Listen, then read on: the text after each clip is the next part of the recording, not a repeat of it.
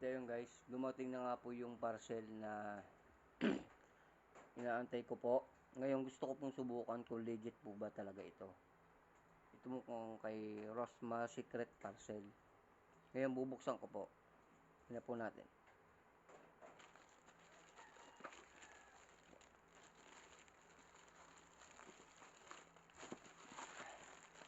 Po. Buksan ko na po.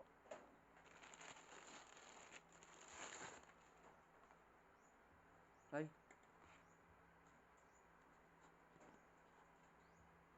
Rosmar, bakit po ganito? Ayan. Nakabukas na po yung seal niya, oh. Oh. So, may nambuburaot po. Sa Rosmar. Oh. Ito po, laman niya, oh.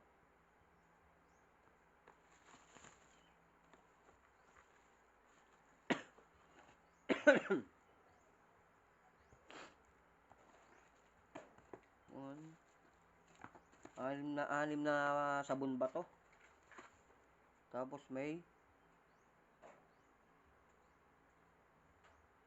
1,000. Oh. Ano na lang po. Paki-comment po sa akin kung paano ko po makukuha tong 1K na to. Rosmar Secret Parcel. So, tatanong ko lang kung legit ba to. Kung totoo. Guys, sinubukan ko lang po yung kay Rosmar Secret Parcel po. Ito po yun. Tapos, may 6 na sabon. Inaalog ko kanina nung dumating yung rider. Inaalog ko siya. So, in-expect ko talaga baka ganito yung laman. Tapos, ang tinataka ko kasi guys. Ang tinataka ko lang po kasi. Ganito. Sabi nila, pagka daw pinapaliwanag naman ni Rosmar pinapakita niya sa video niya, sa mga videos niya. Hindi ko alam kung mukhang tapat naman siyang tao. Kaso mukhang binabaraot ba 'yon? Ayan, kinukuha, binubuksan po agad.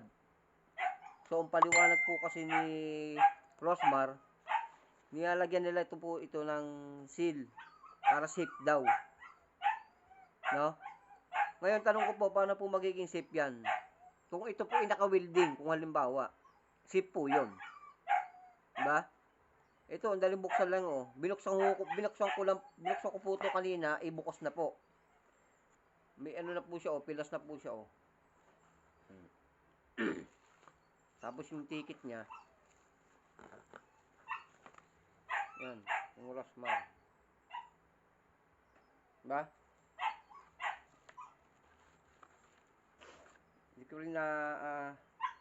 rin naaamoy yung sabon kung mabango siya o ano.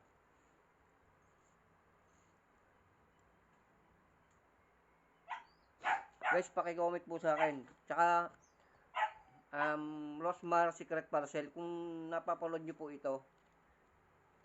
Yan.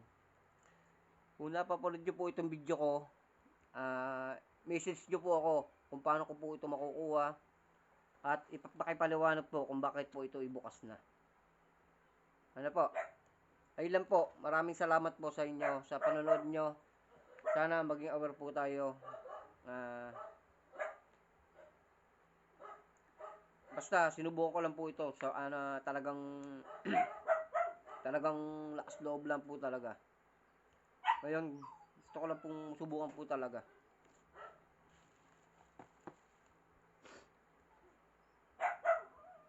Paki-comment po sa akin kung paano ito. Ilan po. Salamat sa panonood.